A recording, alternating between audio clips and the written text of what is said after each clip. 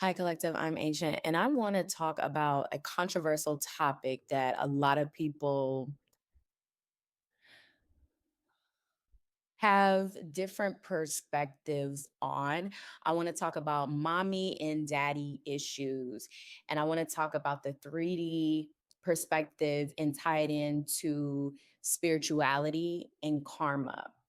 Now, when you hear the term, oh, she has daddy issues, typically, that is someone who was not raised with her father, and therefore her behavior patterns reflect that. It reflects that in how she treats men, how she allows men to treat her, and her ability to be in healthy relationships because of the lack of a father present, right? That's what they call daddy issues.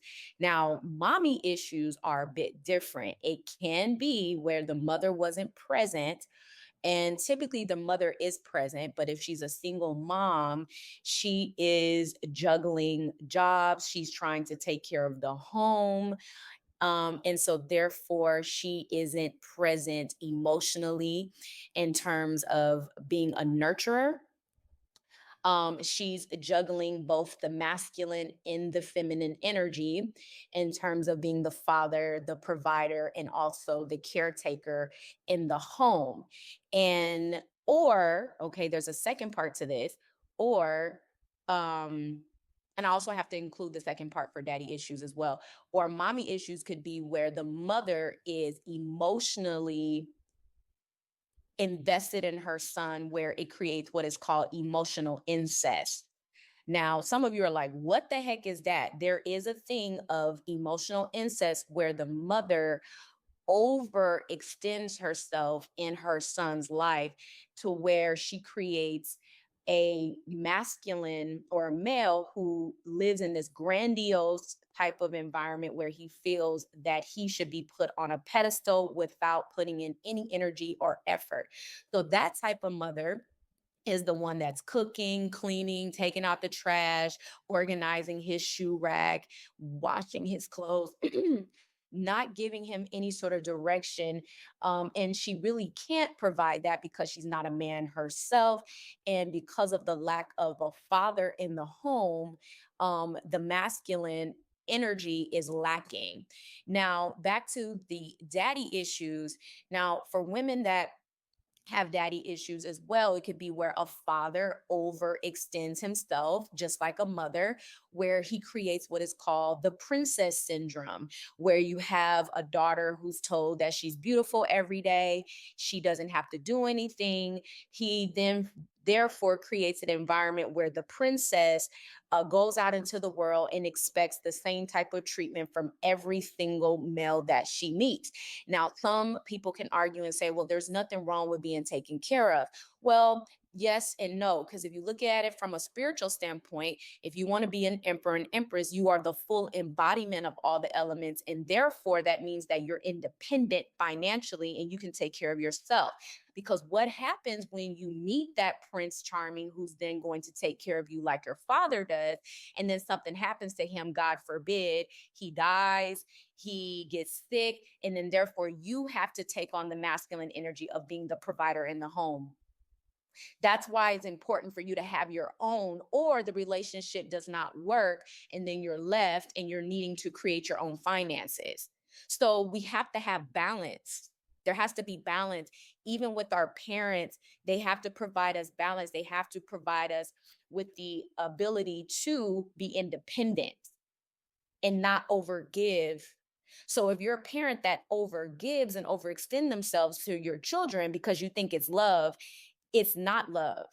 You're creating an enabling environment or an enabling behavior, because when they become adults, they have this set expectation of what they believe to be normal, and it's not normal because they're an adult and they need to be independent and autonomous. Okay. So you got daddy issues, you got mommy issues. Now, how does that tie in spiritually? As I stated, the full embodiment of all the elements mean that you can be emotionally intelligent. So for the masculine energies where you have mothers, who over give emotionally to their sons, and they handicap their son's ability to see other people's point of view, right? If their son does something wrong, they don't hold their son accountable. They put their son on a pedestal, and they don't hold them accountable and say, you know what, the way you treated that young lady's son wasn't the right way. Or you have those mothers that get jealous of the relationship between the son and the girlfriend or the spouse, and they create a very unhealthy environment instead of detaching from the son and allowing that son to be independent in his relationship.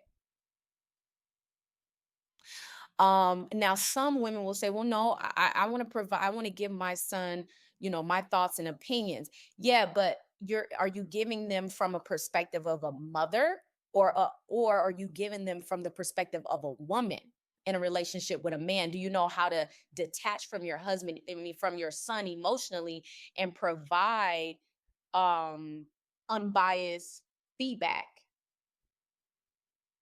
Can you deal with your son from the energy of the king and queen of swords and say, no, you were wrong, son? But a lot of women, or a lot of mothers, I should say, over over give themselves emotionally to their son, and it's like they create emotional drunkenness, where the son is like put on this pedestal, and then when he go out into the real world, he expect every woman to treat him exactly the same without giving anything emotionally himself, because typically children don't give emotional fulfillment or validation to their parents, because parents are innately in love with their children, and they're going to give regardless if the child gives or not, right? Because that's just what it is. You gave birth to the son, to the daughter, so you're just going to give. However, you have to start teaching your children to give equally. If you do something nice for your son, he's supposed to say thank you. If you cook and clean, he should wash the dishes. These are those little traits that you can teach your children to create balance, equal give and take. But if you're the one cooking and then you clean and then you put his foot up on the damn table and he just sitting there playing video games, you're not teaching equal give and take. You're creating an enabling behavior that's going to transmute itself when he gets into relationships with women, and therefore is going to be toxic. Okay.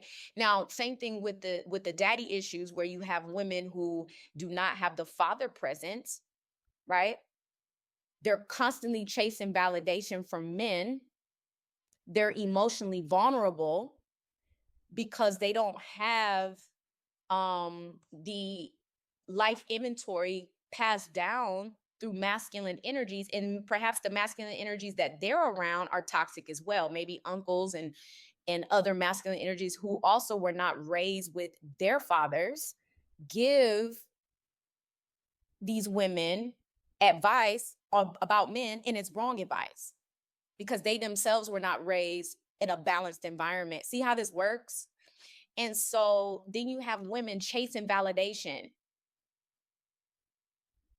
constantly chasing for emotional affection. And because they lack that emotional stability that they would have gotten from that father, they lack um the ability to be autonomous emotionally.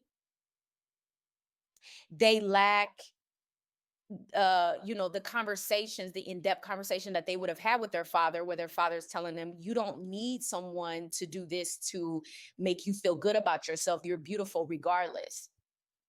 You're smart regardless. You take care of yourself. You be your own woman. You have your own mind.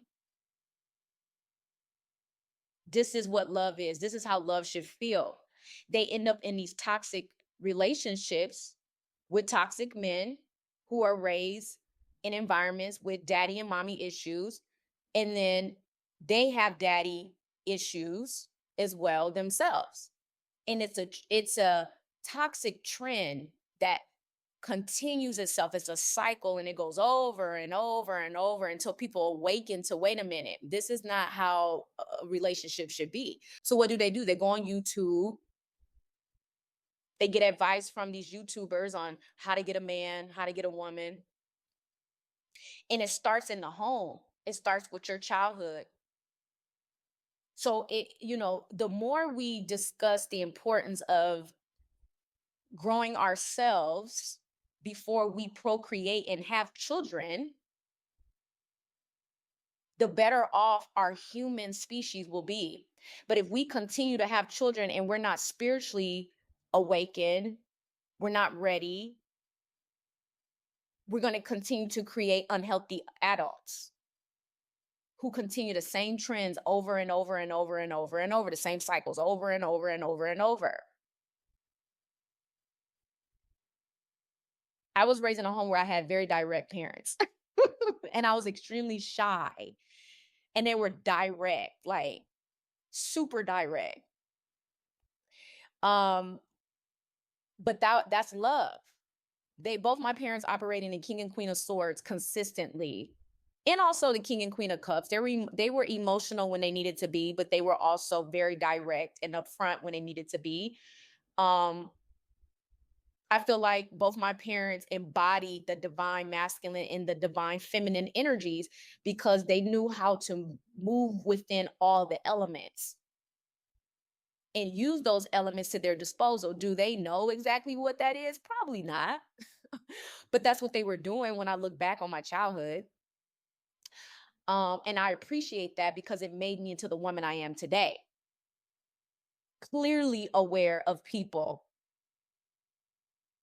can sense and discern when someone is healthy or unhealthy. And it doesn't mean, no, it's not about judging people. What it is about protecting yourself and dealing with people where they are at.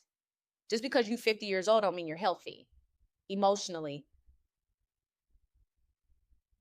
Just because you're 60 does not mean you're healthy emotionally, right? It has nothing to do with age. It has more to do with growth and evolution and your ability to see your own flaws.